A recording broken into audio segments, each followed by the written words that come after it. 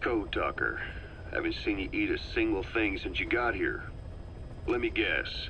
Photosynthesis? Oh? What makes you say that? Well, a long time ago, I knew someone with a similar ability. Well, you are correct. Most of my body is covered with parasites. I supply them with water, and in return, I receive sugars they produce when exposed to light. It isn't just my skin either. The parasites also act as my eyes. They have replaced many of my internal organs as well. It is thanks to them that I live on after over a century. How did you obtain them anyway? Through your research? I would like to say as much, but there is more to it than that. Let me take you back 20 years. I had hit a dead end with my parasite research. Then I was approached by a foundation. They said they had a sample of an unusual strain of parasite. Which foundation? Apparently, they had links to ARPA. But that is all I learned. I was somewhat ignorant of the ways of the world. Just being able to study it was enough for me. Yeah, I've heard that before. Go on. Half in doubt, I visited them to discover the body of an old man. Well, to be precise, his partial remains. A collection of parts, you could say. The man had died in an explosion. An old man, you say? His flesh had not decomposed. In fact, the tissue's cells were still metabolizing.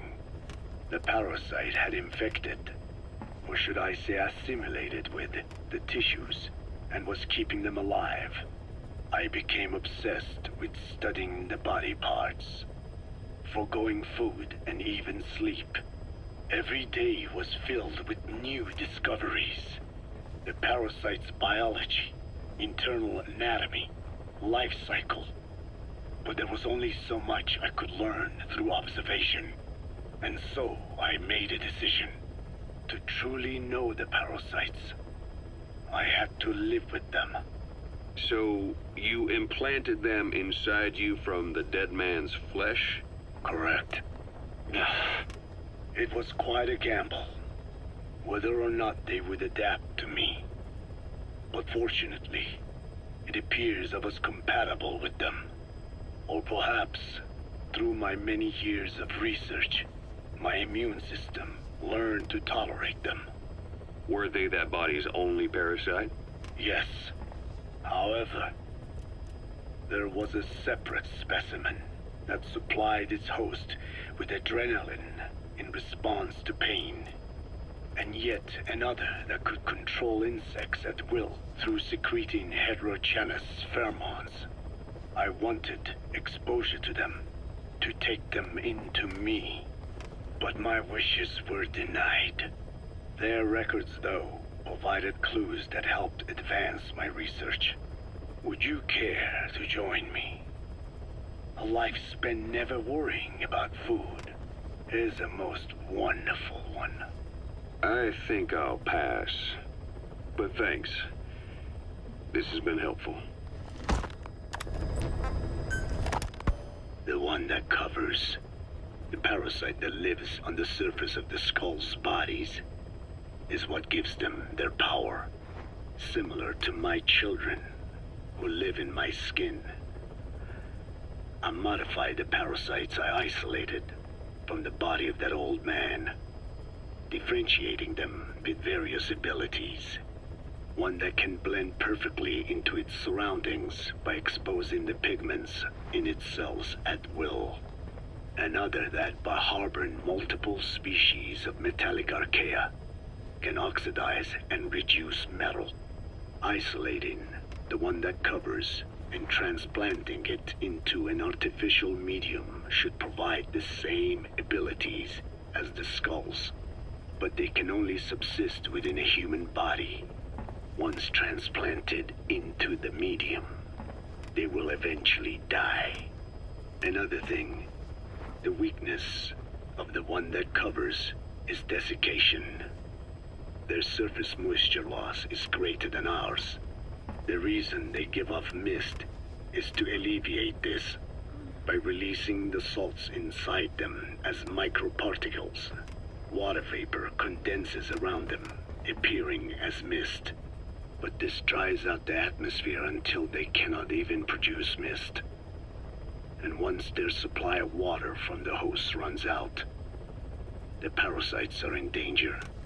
They, along with their host, enter a form of suspended animation. However, a similar effect occurs if they come into contact with a large amount of water.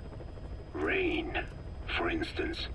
The one that covers will temporarily abandon other processes in his eagerness to absorb the water. Petijolone. Make the weather your ally. There's something I've been wondering. Why are you called Code Talker? During World War II, the U.S. military used the languages of different tribes, including the Navajo, as codes, right? I know the term Code Talker was used to mean people sent to the battlefield to speak in those codes. Were you one of them? Our mother tongue was indeed used for war. But I did not go. I was already over the conscription age. However, I was made to help craft the codes that were spoken. So in a wider sense, you could call me a code talker for that. Navajo is a complex language, and virtually no one outside the U.S. speaks it. They must have thought it was the perfect language to use as a code. Yeah, in the end, the Japanese never cracked it. The cipher is king in information warfare. Of course, they didn't simply speak in Navajo. They created substitutions for words according to a code book, and then translated those into our language. Young Diné was sent to the front lines of the Pacific Theater as code talkers. To fight is an honor for the Diné. They were the pride of our people. But I cannot say this history brings me joy. Words are alive. When they are spoken, life is breathed into them. They become a part of the listener. Our words were transformed into lifeless ciphers and used for war. This, after the Black Ana spent generations suppressing the language. Yeah, I'm sorry. So I guess we shouldn't be calling you Code Talker, huh? No, I do not mind. The reason Skullface called me Code Talker was because I also am responsible for coding language into the vocal cord parasites. I am the same as those young warriors, used for a cipher's sake. I must never forget that. The name, Code Talker, is a lesson carved into my being. You said Skullface ordered you to weaponize the vocal cord parasites. But you also said he wasn't the reason. And he wasn't. I was seduced by the parasites. That is a fact. How? You mean from your curiosity as a scientist? That I cannot deny. But there is more to it. The story goes back to the 19th century, to my earliest memory. One day, a man from the government visited our Hogan, our home. I cried as he yanked me from my mother's arms and took me away to an Indian boarding school. From that day forward, I became George. This was the name my teacher gave me. I was forced to give up my Diné name, forbidden from speaking anything but English. If we dared utter a word of filthy Navajo, the teacher made us eat a bar of soap.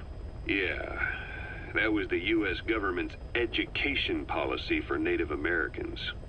To erase our words was like erasing our people. Their education was tantamount to ethnic cleansing. Over time, the overt persecution of our language stopped. But to this day, it continues to be eaten away by the lingua franca, that is English. Many of the Diné outside the reservations can speak nothing else. And it isn't just our language. Across the world, minority languages are being destroyed by dominant languages. Many are on the verge of extinction. Enter the vocal cord parasites. Yes, I began thinking that minority languages needed some sort of deterrent against dominant languages. In order that their peoples and cultures would survive. It was then that I came across literature at the Foundation claiming that man acquired language thanks to a type of parasite, one that distinguishes between languages as a precursor to reproduction. If I could just resurrect it, make it more pathogenic, I would have my deterrent against English. But I failed to hide that aim from Skullface. He noticed. Yes, I wanted to retaliate against the English language, though never did I intend to actually use it as he planned. You know how the story ends. I was forced to study how to make the parasites compatible with all the world's languages. All but English. However, he in fact secretly isolated an English strain. I will not be held prisoner by the man's phantom. The English strain must not be allowed to exist either.